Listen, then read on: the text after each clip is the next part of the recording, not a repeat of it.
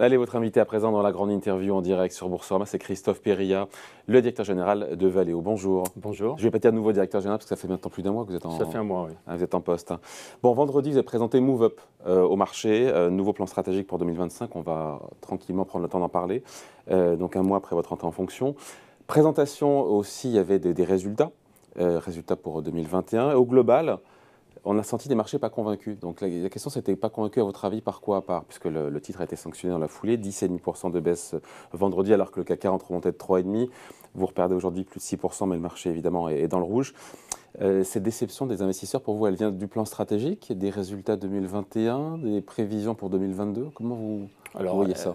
Ça ne vient pas des résultats 2021, puisqu'on les avait annoncés déjà au mois de janvier. On n'a fait que les confirmer. Je pense que ces résultats sont bons, voilà, ils montrent la résilience de l'entreprise. 175 millions d'euros de résultats nets, 4% de marge, hors co-entreprise dans les moteurs électriques avec Siemens. Absolument. Et puis j'ai annoncé également un plan stratégique avec une ambition sur le véhicule électrique, une ambition sur l'aide à la conduite. Et ça, je pense que ça a été très bien compris, ça a été très bien accepté. Alors comment expliquer la déception des investisseurs? Je pense que la guidance de 2022 a été considérée comme timide. Comme prudente. Comme prudente, exactement. Je pense Vous l'assumez? Oui, je l'assume. Je pense qu'elle l'était. Vous savez, il y a un monde autour de nous qui est très chahuté. On y reviendra peut-être. Voilà, chahuté sur les volumes. Il y a encore quelques difficultés sur les composants électroniques. Il y a évidemment cette vague d'inflation qui est là et qui inquiète tous les industriels.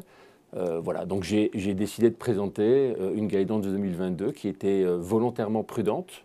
Je pense que le marché me donnera raison, je l'espère, à un moment donné. Mais elle a déçu un certain nombre d'acteurs du marché. Donc pour vous, la sanction du titre aujourd'hui, elle est injustifiée? Non, je pense qu'on est très abordable aujourd'hui. C'est vraiment le bon moment pour rentrer sur l'histoire de Valeo. On a une histoire qui est absolument extraordinaire pour les années qui viennent. On a des perspectives qui sont extrêmement enthousiasmante et je pense que le marché reconnaîtra ces perspectives le moment venu. C'est sur la génération de cash, c'est ça? C'est là-dessus que le marché vous a considéré comme étant plutôt timide, c'est ça?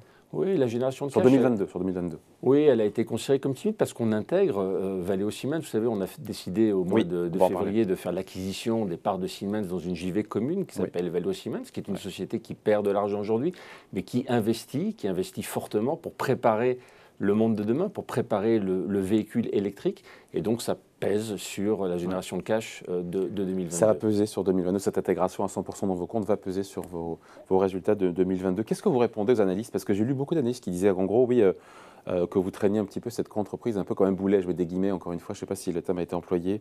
À vous écouter, au contraire, pour vous, c'est un atout dans votre plan stratégique. Et ceux qui disent que les pertes, elles sont là depuis maintenant combien d'années?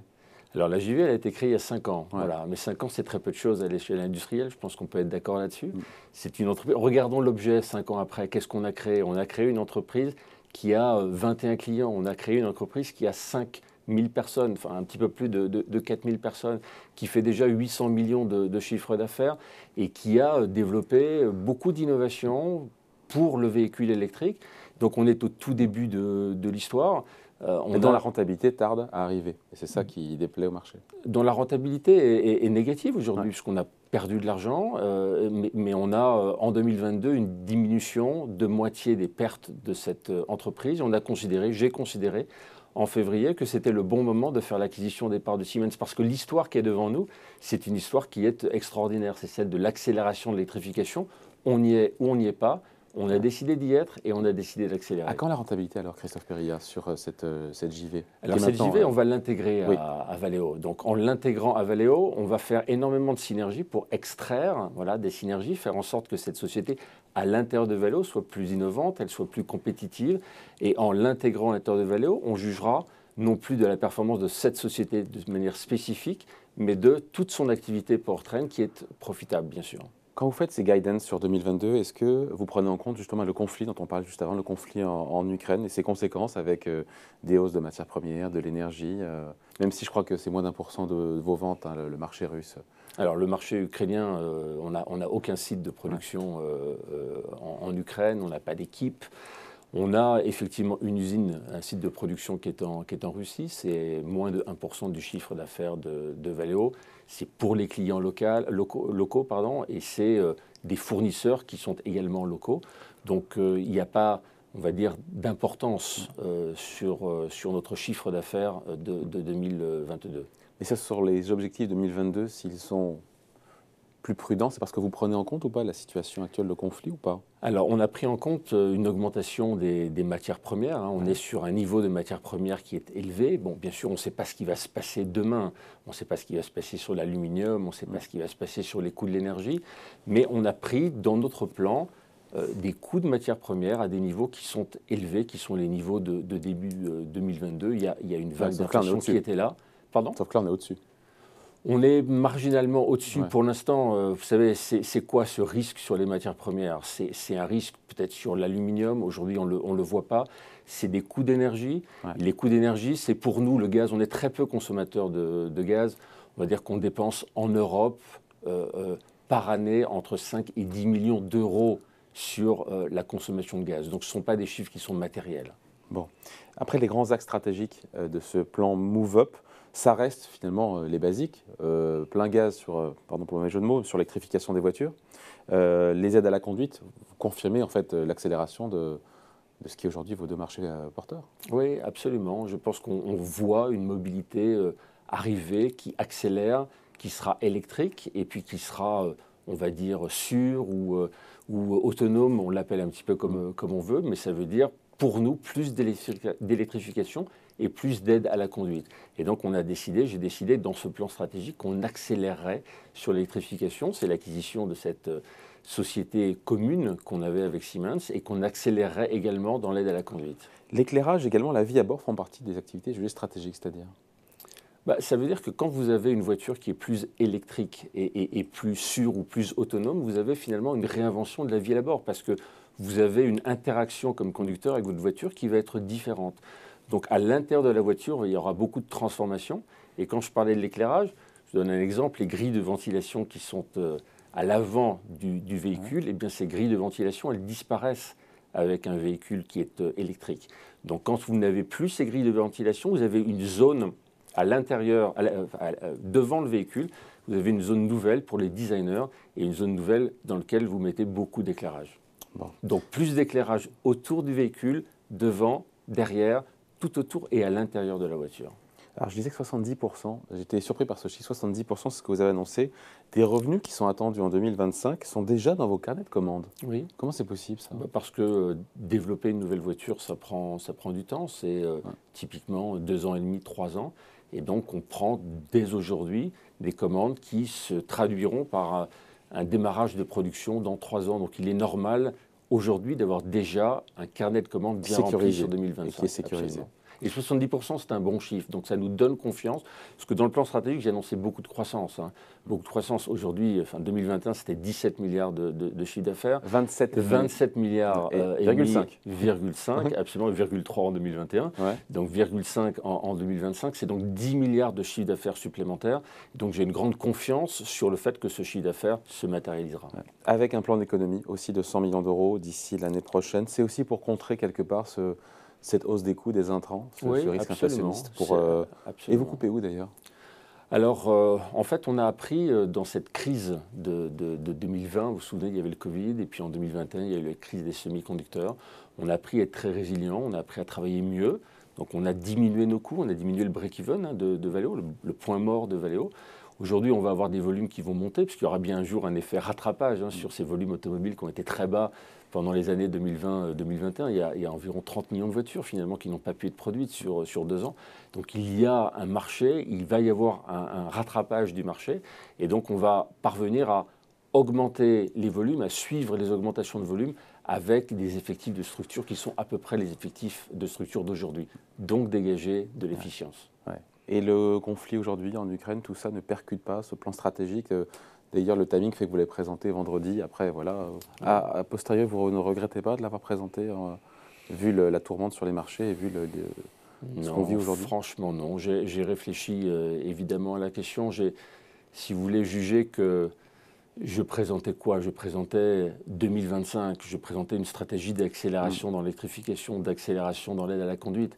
Je pense que cette stratégie, elle n'a aucun impact, elle n'est pas du tout impactée par ce qui se passe aujourd'hui en Ukraine. Donc j'ai décidé d'enjamber l'événement, aussi dramatique soit-il pour la population ukrainienne, et de communiquer à la communauté financière aussi rapidement que possible, et d'ailleurs aux équipes de Valeo aussi, qui ont été très concernées par ce plan stratégique, de leur présenter ce que nous allons faire dans les 5 ans qui viennent. Ouais. Mais si le conflit devait s'enliser, encore une fois, personne ne sait évidemment ce risque géopolitique, il est impossible à mesurer. Sur 2022, vous restez confiant dans les prévisions que vous avez données qui sont jugées prudentes, mais c'est toute chose égale par ailleurs.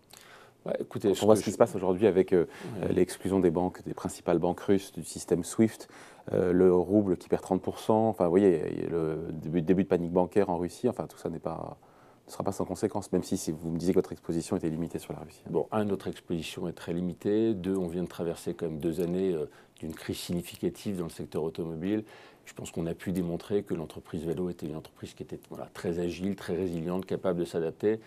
Donc on s'est adapté en 2020, on s'est adapté en 2021, des volumes plus bas à cause de la crise des semi-conducteurs. Je pense que tout le monde a confiance dans le fait qu'on s'adaptera en 2022 si les circonstances, si les volumes ne sont pas ceux qui sont prévus aujourd'hui. Bon, j'ai lu qu'il y avait aussi un plan de cession de 500 millions d'euros de cession d'actifs non stratégiques parce qu'il faut vous désendetter, c'est ça voilà. Oui, je pense que le désendettement de Valeo, c'est important parce qu'on a fait on est un petit peu plus de 3 milliards. J'ai annoncé qu'on serait proche de 4 milliards, un petit peu en dessous de 4 milliards à la fin de 2022. Donc on a une dette qu'il faut gérer. Quand on a décidé de faire l'acquisition des parts de Siemens dans cette joint venture commune avec Siemens. Ça vous a coûté combien alors? Qui vous aura coûté Alors, on augmente la dette d'à peu près 700 millions, c'est ça. Donc, on se rapprochera des 4 milliards. Ouais. Donc, c'est important. J'assume cette augmentation de la dette qui est à la fois maîtrisée et puis qui est temporaire, puisque grâce à ce plan de cession, on va maîtriser la dette, on va la réduire et délivrer Valeo. Et mon souhait, c'est vraiment qu'en 2025, au moment où on a cette hyper-croissance de l'électrification de la voiture, cette hyper-croissance de l'aide à la conduite, qu'on soit à la fois très rentable, et on le sera, et qu'on soit désendetté. Alors vous avez déjà en tête les actifs que vous voulez vendre? Il y a une shortlist qui est déjà prête? J'ai ma liste, oui. Et vous communiquerez On la communiquera en temps voulu. On a une liste très précise. On va se mettre au travail dès aujourd'hui. Les premières sessions donc, pourraient tomber Alors, les premières sessions, je l'indique au marché. Bon, ça dépend des conditions de marché, bien évidemment. Mais voilà, en 2022, 2023, voilà, avoir réalisé ce programme de session avant la fin 2023. Et ça pourrait être repoussé de quelques mois, vu l'instabilité sur les marchés. Écoutez, on verra. En fonction des propositions, évidemment. On est sur Boursorama, évidemment. Christophe Périllat, il faut que je vous pose la question. Comment est-ce qu'on redresse durablement le cours de bourse? Parce que c'est une très belle histoire, évidemment. On voit bien le marché de l'électrification, de la conduite, évidemment, c'est le présent et c'est l'avenir. Après, on a un titre qui baisse de 60% sur 5 ans. Voilà. Comment on fait pour redresser durablement le cours de bourse? Qu'est-ce qu'il faut faire? Je pense qu'on explique d'abord notre stratégie. Voilà, une stratégie qui est portée sur la mobilité de demain. Être présent dans la mobilité de demain, c'est Valeo. Le monde de demain en termes de mobilité, c'est un monde qui est carbone free, qui est électrique et sûr. Et c'est exactement ce sur quoi nous sommes positionnés. On est positionné, Valeo, sur les 2 tendances fondamentale de la mobilité de demain. Pourquoi est-ce que les marchés ne le reconnaissent pas? Parce que ça prend du temps à se matérialiser. Donc aujourd'hui, le plan que j'ai présenté, c'est un plan qui montre de la croissance, beaucoup de croissance, c'est 2 fois la croissance du marché, des efforts internes, un plan de synergie, vous l'avez cité, un plan d'efficience, et puis des choix stratégiques avec un programme de cession. Voilà, donc le plan, il est établi. Maintenant, il faut le mettre en œuvre. Voilà, il faudra le mettre en œuvre. Et puis, je pense qu'il faut aussi considérer qu'on sort de 2 ans qui ont été quand même très compliqués pour l'industrie automobile, particulièrement pour les équipementiers. Donc vous êtes confiant, malgré les turbulences géopolitiques, Je suis très confiant. Valeo est incroyablement positionné sur ces nouveaux marchés de la mobilité automobile et non automobile, puisque c'est une spécificité ou une caractéristique nouvelle de Valeo. On a presque 100 ans, on aura 100 ans l'année prochaine, donc c'est une longue histoire d'équipementier automobile, mais en fait on a des technologies qui permettent d'adresser beaucoup de marchés adjacents, des marchés de mobilité sur lesquels nos technologies d'électrification, nos technologies d'aide à la conduite sont totalement pertinentes. Donc pour vous c'est un point d'entrée sous 20 € qui est intéressant? Je pense que c'est un point d'entrée très très intéressant. Bon, et on finit là-dessus, mais qu'est-ce qui va être le déclencheur qui fait que les investisseurs verront différemment le dossier Valeo? C'est quoi? C'est peut-être des prochains résultats qui soient supérieurs aux attentes, c'est ça? Je pense que voilà, les investisseurs vont vérifier que semestre après semestre, comme dans n'importe quelle société, nous délivrons notre plan. Le fait que j'ai un plan qui soit prudent, je pense, me permettra D'annoncer peut-être des bonnes nouvelles. On en parlera le moment venu. Merci d'avoir été avec nous, donc Christophe Périllat, le nouveau directeur général de Valeo, invité de la grande interview en direct sur Boursorama. Merci. Merci.